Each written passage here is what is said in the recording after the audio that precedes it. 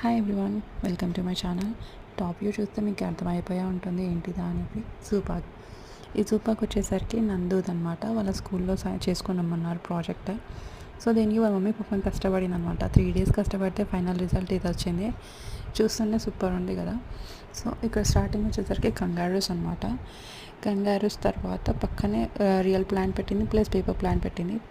తర్వాత వచ్చేసరికి జిరాఫీ కూడా అర్థమైపోతుంది. అండ్ తర్వాత వచ్చేసరికి చీతా ఫ్యామిలీ అనమాట. 3 పెట్టింది అనమాట. ఇదంతా పేపర్ కటింగ్ మీద చేసింది. అండ్ దీనికి వచ్చేసరికి థర్మాకోల్ షీట్స్ బేస్ ఇచ్చింది. అండ్ యానిమల్స్కి వచ్చేసరికి కార్డ్బోర్డ్ షీట్స్ చూస్తున్నారు కదా, gorillas. And paper plants, real plants. ఇది వచ్చేసరికి లయన్ ఫ్యామిలీ, ప్లస్ దానికి ఇచ్చింది గుహలాగా ట్రై చేసింది, బట్ బాగానే వచ్చింది రిజల్ట్. అండ్ ఇదంతా వచ్చేసరికి ఎలిఫెంట్ ఫ్యామిలీ. బ్యాక్ సైడ్ వచ్చేసరికి కోకోనట్ ట్రీ.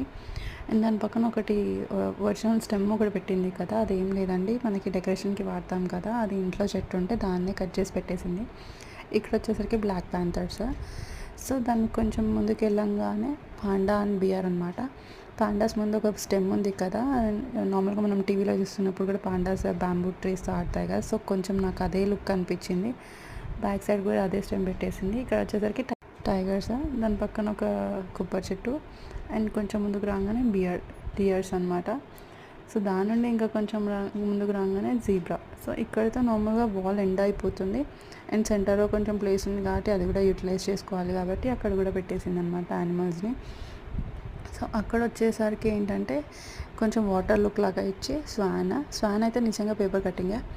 అండ్ దానికి పక్కన క్రొకోడైల్స్ అనమాట. వాటర్లో లివింగ్ యానిమల్స్ కదా అది. సో క్రొకోడైల్స్ అనమాట. కొంచెం ముందుకు వెళ్ళంగానే హార్సెస్ అనమాట. హార్సెస్ ఇటొక ఫేసింగ్ అటొక ఫేసింగ్ ఇచ్చింది, మొత్తం 2 పెట్టింది. సో మధ్యలో చిన్న చిన్న ప్యాన్స్ ఏవో ఒకటి పెట్టింది. అండ్ కొంచెం ముందుకు వెళ్ళంగానే మనకి హిప్పో అండ్ రైనో కనిపిస్తాయి. అది కూడా వాటర్లో, మనకి నార్మల్గా చూపించేది వాటర్లో చూపిస్తాయి కాబట్టి సో ఆ వాటర్లోకి ఇచ్చింది. ఇంకొంచెం ముందుకు వెళ్తే మనకి ఆస్ట్రిచ్ కనిపిస్తుంది అనమాట. దాని బ్యాక్ సైడ్ ఒక స్టెమ్ లాగా ఉంది కదా, ఒక ప్లాంట్ ఎండిపోయినట్టు, దాని మీద వచ్చేసరికి 2 birds ఉంటాయి.